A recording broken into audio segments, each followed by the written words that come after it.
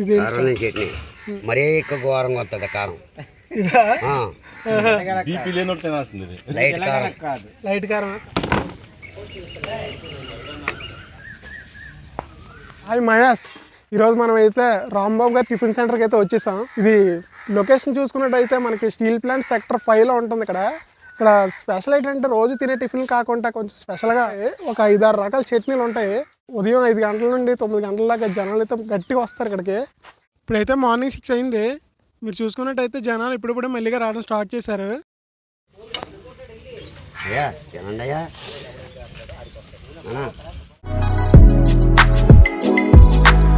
బాబాయ్ అయితే ఈ టిఫిన్ సెంటర్ స్టార్ట్ చేశారు. వేలు పైన అవుతుందంట. వచ్చిన ప్రతి కస్టమర్ని ఇంట్లో మనిషిలాగే పలకరిస్తాడు. ఎంత సక్సెస్ఫుల్ గా ఈ టిఫిన్ సెంటర్ ని బాబాయ్ ఎలా రన్ చేస్తున్నాడు అనే విషయాన్ని బాబాయ్ అడిగి తెలుసుకుందాం. 5 గంటలకు లేస్తాను. ముందు ఇడ్లీ పెట్టేస్తాను. తర్వాత ఆవిడ దోశలు వేసుకుంటాను. మా ఆవిడ మా బాబా 6:30కి లేస్తాడు. వచ్చిన బేరాలు చూసుకుంటాడు. ఉప్మా, దోశ, ఇడ్లీ, పెసరట్టు, వడ, 5 రకాల చట్నీ. ఇది చట్నీ, ఇది పులికారం. అది మరీ ఎక్కువ ఘోరంగా వస్తుంది కారం. లైట్ కారం కాదు, లైట్ కారం. కారం తక్కువ ఉంటుందా? చాలా తక్కువ. ఇది మనం టేస్ట్ చేసాంలే, కారం గట్టిగా ఉంది. టమాటా, బొంబాయి చట్నీ అంటే వైజాగ్ నుండి వచ్చే వాళ్ళు ఎవరికైనా ముందుగా గాజువాక్ జంక్షన్ తగులుతుంది. అక్కడ నుంచి రైట్ తీసుకుని సిఎంఎస్ సెంట్రల్, శ్రీనగర్, వడ్లపూడి అన్ని దాటేసాక కోరంపాలెం జంక్షన్ అయితే వస్తుంది. ఆ ఆర్చిలోంచి సరాసరి ముందుకు వస్తే మనకి తెలుగు తల్లి జంక్షన్ అయితే తగులుతుంది. అక్కడ నుంచి రైట్ తీసుకుంటే మనం Nehru park and Indira Gandhi park వెళ్ళే రోడ్లకి అయితే వచ్చేస్తాం. అంతవరకు వెళ్ళవసరం లేదు. ఈ రోడ్ లో కొంచెం ముందుకు వస్తే చాలు హైలో ఇటువంటి మందిరం ఒకటి కనిపిస్తుంది. దాటిన వెంటనే ఫస్ట్ లెఫ్ట్ తీసుకోవాలి. ఆ రోడ్ లో ఫస్ట్ లెఫ్ట్, ఆ తర్వాత రోడ్ లో ఫస్ట్ రైట్ తీసుకొని కొంచెం ముందుకు వస్తే చాలు లొకేషన్ అయితే రీచ్ అయిపోతాం. ఇంకా క్లియర్ గా కావాలంటే గూగుల్ లొకేషన్ డిస్క్రిప్షన్ లో పెడతాను. అండ్ ఎవరైనా రాంబాబు టిఫిన్ సెంటర్ అని గూగుల్ మ్యాప్స్ లో సెర్చ్ చేసినా వచ్చేస్తుంది లొకేషన్. రోజుకి 150 మంది 200 మంది దాటేస్తారు. 9 గంటల క్లోజ్. స్టీల్ ప్లాంట్ ఎంప్లాయీస్ ఎక్కువ. మాకు నైట్ డ్యూటీ చేసుకుని వస్తారు కదా, అలా 6:30కి వచ్చి తినేసి కొద్దిగా తినేస్తారు. కొంతమంది పార్సల్ పట్టిపోతారు. ఈ లొకేషన్ అయితే మాక్సిమం చాలా మందికి తెలిసి ఉండకపోవచ్చు, ఎక్సెప్ట్ స్టీల్ ప్లాంట్ లొకాలిటీలో ఉండే వాళ్ళకి తప్ప. ఇక్కడ టిఫిన్ చేసే వాళ్ళలో చాలా మంది నైట్ షిఫ్ట్ నుండి రిటర్న్ అయ్యే steel plant employees and police department వారు చాలా మంది ఉంటారు. ఎంతమంది అయినా రాని కానీ స్టీల్ వీల్ అయితే కట్టెల పొయ్యి మీద టిఫిన్స్ అయితే వండుతుంటారు. అంతే ఇక్కడ టిఫిన్స్ అంత టేస్టీగా కూడా ఉంటాయి. ఇక్కడ వర్క్ చేసే వాళ్ళు కూడా మాక్సిమం రాంబాబు గారి ఫ్యామిలీ మెంబర్సే, ఎక్సెప్ట్ ఒకరిద్దరు తప్ప.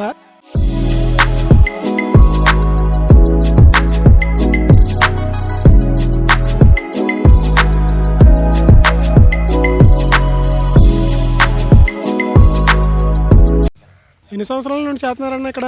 5 సంవత్సరాలు. మీరు కూడా రాంబాబు గారి ఫ్యామిలీనా? ఇక్కడ మామూలుగా పార్ట్ టైంలో వర్క్ చేస్తారా? సరిగ్గా 7-7:30 అయ్యేసరికి అయితే జనాలు బాగా వచ్చేస్తారు.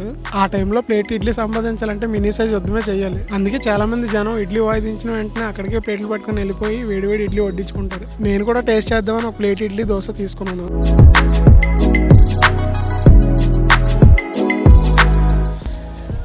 టేస్ట్ మాత్రం చాలా బాగుంది. ఇంకా మనం ఒక 50 రూపాయలు తిన్నా కానీ కరెక్ట్ సరిపోద్ది మనకైతే.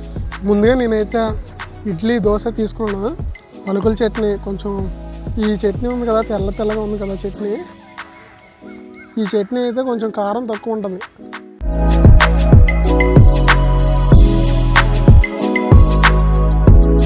మావాడు వేసుకోగా రెడ్ కలర్ చట్నీ వేసుకుంటున్నాడు. అదైతే స్పైసీనెస్ వేరే లెవెల్లో ఉంటుంది. జీ మండిపోద్ది, మండిపోద్ది.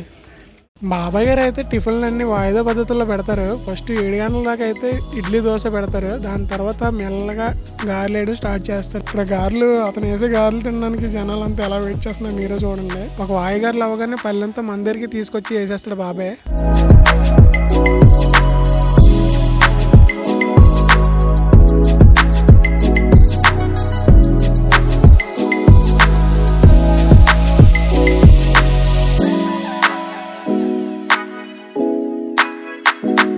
నేను మా ఫ్రెండ్ అయితే చెరో ప్లేట్ తీసుకున్నాం. మీరు గారెలు కనుక ట్రై చేస్తే మాత్రం పక్కన కారం పొడి ఉంటుంది, అది మాత్రం తీసుకోండి. ఆ కారం పొడి వేసుకొని చట్నీలు వేసుకొని ఒక ముక్క చదువుకొని అలా నోట్లో పెట్టుకుంటే చాలా బాగుంటుంది. సరిగ్గా 8 అయ్యేసరికి బాబాయ్ అయితే పెసరట్లు వేయడం స్టార్ట్ చేస్తాడు. బాబాయ్ అయితే టిఫిన్లు అన్నీ చాలా లిమిటెడ్గా ప్రిపేర్ చేస్తారు. ఉదయం 5 గంటల నుండి 9 లోపు టిఫిన్లు మాత్రం దొరుకుతాయి. ఆ తర్వాత వస్తే దొరకకపోవచ్చు. ఉల్లిపాయ పెసరట్టు అండ్ ఉప్మా పెసరట్టు కూడా దొరుకుతుంది. నాకెందుకో బాబాయ్ వేసేది అటు అట్టు కాదు, ఇటు దోశ కాదు, మధ్యలో ఊతప్పలాగా అనిపించింది. నేనైతే పెసర ఊతప్ప అని పిలుస్తాను, మీరేమంటారు కమెంట్ చేయండి. ఆ పెసరట్టుని మడత పెట్టి ఇచ్చారు. ఆ ముక్క చిదునుకొని ఆ చట్నీలో ముంచుకొని తింటే ఆహా అద్భుత. బాబాయ్ టిఫిన్స్ చేయడానికి కావాల్సిన స్టాక్ అంతా ఇలా బల్క్లో ఉంచుకుంటారంట. వీళ్ళ ఫోన్పే అండ్ కాంటాక్ట్ నెంబర్స్ ఇలా గోడ మీద రాసి ఉంటాయి. మీకు అడ్రస్ కోసం కావాలంటే చేయొచ్చు. నెక్స్ట్ డే మళ్ళీ ఎందుకు తినాలనిపించింది. మళ్ళీ మా ఫ్రెండ్ని తీసుకుని అయితే వచ్చాము.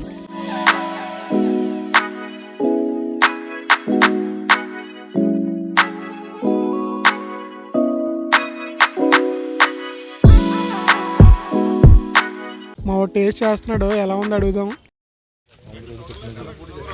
రాంబాబు ఇలాగా రెడ్డి గారి చాలా బాగుంది.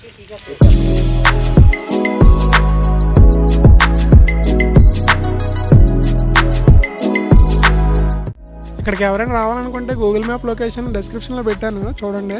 ఇంకొక అన్ఎక్స్ప్లోర్డ్ ఫుడ్ని ఎక్స్ప్లోర్ చేసి మీ ముందుకు వచ్చేస్తా. అంతవరకు see you, tata, bye bye. Like చేసి సబ్స్క్రైబ్ చేయండి మరి.